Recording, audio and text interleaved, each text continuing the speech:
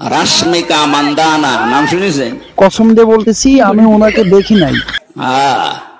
Chair আর cutting এ এখন পৃথিবীতে 1 নম্বরে আছে। কি কোন হুজুর, ফিগার আগার সব দিকে মিলে উনি এখন 1 নম্বরে অবস্থান করতেছে। মাশাআল্লাহ, হুজুর তো আলহামদুলিল্লাহ ভালোই জানেন। এই মহিলার দিকে একটু আল্লাহর নাম নিয়ে তাকাবে, দেখেন তো কি সুন্দর করে আল্লাহ তারে বানিয়েছে। আল্লাহর নাম নিয়ে তাকাবো ওনার দিকে। মাশাআল্লাহ, কি সুন্দর দেখতে। আল্লাহর সৃষ্টি কতটা অপরূপ।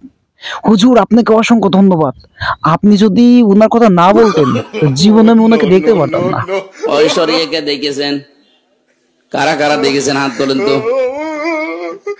আমি দেখেছি হুজুর, আমি দেখেছি। না, আপনারা আল্লাহর ওলি মানুষ, ওসব দেখবেন কেন? এ কি হুজুর, আপনি কেবল বললেন যে যে দেখেছেন সে হাত উঁচু করেন, আমি হাত উঁচু করলাম। তাহলে আপনি এটা বলছেন কেন? আমরা কি আল্লাহর ওলি? আমরা আল্লাহর ওলিকে ওনাকে দেখতাম?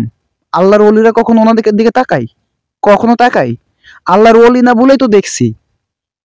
এটা কিন্তু হুজুর আপনি ঠিক করেন নাই, এটা আপনি ঠিক করেন নাই। আপনি বলেন এ কাটিং বলে বোঝানো যাবে না হুজুর। দিন শেষে আপনাকে একটা কথা বলতে চাই। আপনার জন্য সম্ভব হলো আজ এই সমস্ত পচা নারীদেরকে দেখার জন্য সৌভাগ্য আমাদের।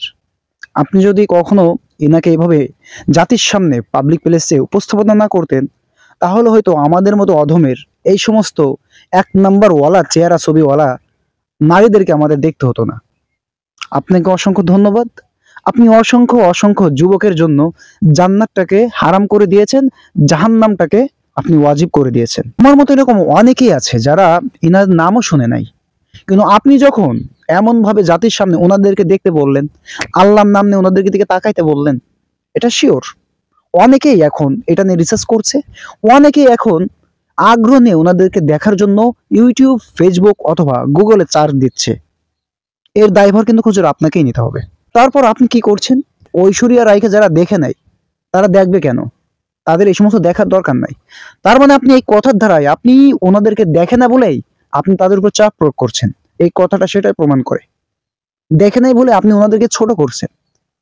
এটা কিন্তু ঠিক না মনে হয় আমার কাছে। আমরা আপনাদের কাছ থেকে এই ধরনের লেকচার কখনোই আশা করি না। হাজারো হাজারো যুবক যাদেরকে দিনের পথে আনার জন্য আপনার চেষ্টা করছেন, আপনি হয়তো টের পান নাই 1 সেকেন্ডের ভিতরে আপনার এই কথাগুলোর মাধ্যমে অসংখ্য অসংখ্য যুবক তারা দিনের পথ থেকে গুমরে হয়ে যাবে।